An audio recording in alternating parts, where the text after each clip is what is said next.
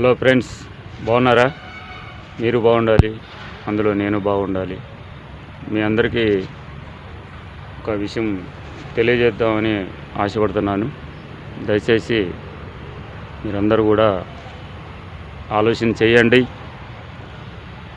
దేనికంటే ఇప్పుడు మొన్న ఒక వారం రోజుల క్రితం ఏపీలో ఒక సంఘటన జరిగింది. మీ అందరికీ తెలిసే ఉండొచ్చు. పేపర్ న్యూస్ కానీ టీవీలో కానీ మీరు చూసే ఉండొచ్చు. దీని మీద డిబేట్స్ చాలా జరుగుతున్నాయి.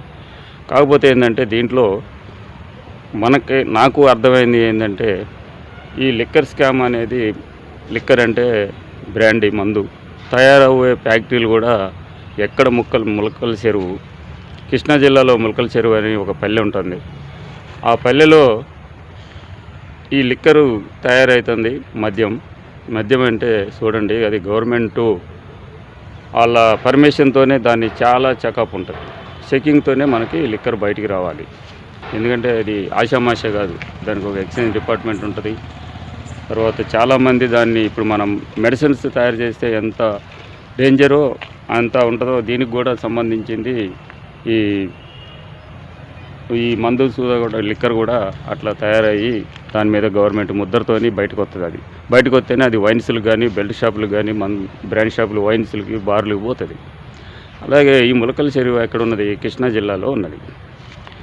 ఇదంతా ఎవరు దీని వెనుక ఉన్నారనేది ఇప్పుడు వరకు కూడా కరెక్ట్గా అందరికీ తెలుసు. కాకపోతే దీని వెనుక పెద్ద పెద్ద బడా నేతలు ఉన్నారని అందరూ అనుకుంటున్నారు.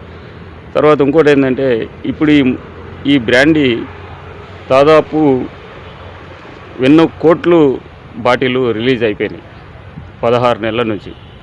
మరి ఈ బాటిలు తాగిన వాళ్ళు దాంట్లో మనకి ఎక్సైజ్ డిపార్ట్మెంట్ వాళ్ళు దాన్ని చెక్ చేసి ఒక బాటిలు, 2 బాటిలు ఒరిజినల్ పోతే ఒక బాటిలు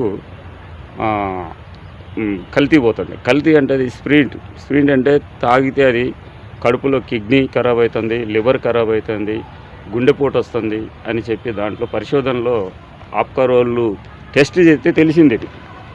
ఈ బ్రాండీ మరి ఇప్పుడు ఈ వరకు ఎంతమంది తాగారు, ఎంతమంది దీని గురించి వాళ్ళు లేనోళ్ళు, వాళ్ళు చిన్న ఒక కష్టపడి పనిచేసిన వాళ్ళు క్వార్టర్ బాటిల్ తాగుతారు.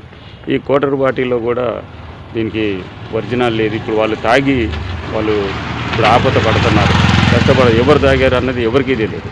అంటే ఇది తాగేది చాలా చిన్న కుటుంబాల వరకు పేదవాళ్ళే తాగుతారు. అయితే ఈ ములకల చెరువులో ఉన్న ఈ ఫ్యాక్టరీ అసలు ఎట్లా వచ్చింది? ఇది ఒక పర్మిషన్ ఆషామాషా కాదు.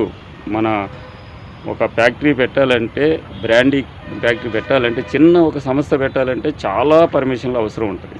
అలాంటిది ఈ కల్తీ మద్యం అది ఫ్యాక్టరీ ఒక గుడారం తయారు చేసుకొని దాంట్లో ఇది రోజుకి కొన్ని లక్షల బాటిళ్ళు తయారవుతాయి.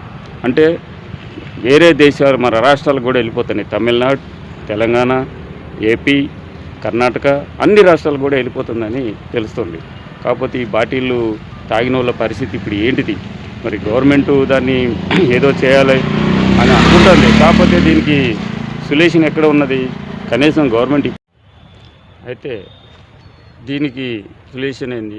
ఇప్పుడు కనీసం గవర్నమెంటు వాళ్ళందరికీ తాగిన వారు ఎవరైనా ఉన్నారు ఎక్కడెక్కడ క్యాంపులు పెట్టి, మెడిసిన్స్ క్యాంపులు పెట్టి వెంబటే వాళ్ళందరినీ కూడా టెస్ట్ చేయాల్సిన బాధ్యత గవర్నమెంట్ మీద ఎంతైనా ఉన్నది. కాకపోతే తాగినోడు ఇప్పుడు ఇక్కడ బలి కావాలి. ఈ గవర్నమెంటు వారి జాగలో వాళ్ళు ఉంటారు. కాకపోతే ఎంతమంది అమాయకులు వాళ్ళ జీవితాలు నాశనం చేసుకుంటున్నారో మీ అందరికి కూడా తెలుసు. ఎందుకంటే మీకు కూడా మీరు చూడండి. ఎందుకంటే ఈ మందు తాగినోడు కిడ్నీలు అంటే రాను మనకి కిడ్నీలు ఖరాబు, లివరు ఇవన్నీ కూడా అని ఎక్సైజ్ డిపార్ట్మెంట్ వాళ్ళు తెలియపరిచారు. కాకపోతే ఏంటంటే ఇక్కడ సమస్య ఏమొచ్చిందని అంటే ఇలాంటి ఫ్యాక్టరీ రావడానికి ముఖ్య ఉద్దేశాలు పెద్ద తలకాయలు ఉంటేనే ఇలాంటి ఫ్యాక్టరీలకు పర్మిషన్ వస్తాయి, లేకపోతే రాదు. ఈ రవిచంద్ర ఎవరు, జనార్దన్ రెడ్డి ఎవరు, జనార్దన్ రావు ఎవరు వీళ్ళంతా కలిసి ఒక పార్టీకి సంబంధించిన వాళ్ళు. అంటే దీంట్లో పెద్దవాళ్ళు చెయ్యలేంది ఈ ఇంత పెద్ద దందా నడవదని నేనైతే నమ్ముతున్నాను. ఏదైనా కానీ ఇలాంటివి జరగకుండా ఉండాలంటే సిబిఐ ఎంక్వైరీ చేసి వెంటనే దీనికి పరిష్కారం చేయాలని చెప్పి ఇటు ఏపీ గవర్నమెంట్ని కోరుకుంటున్నాను. అందరు కూడా ఆలోచన చేయండి. మీరు కూడా మీ అభిప్రాయాలు తెలియజేయండి.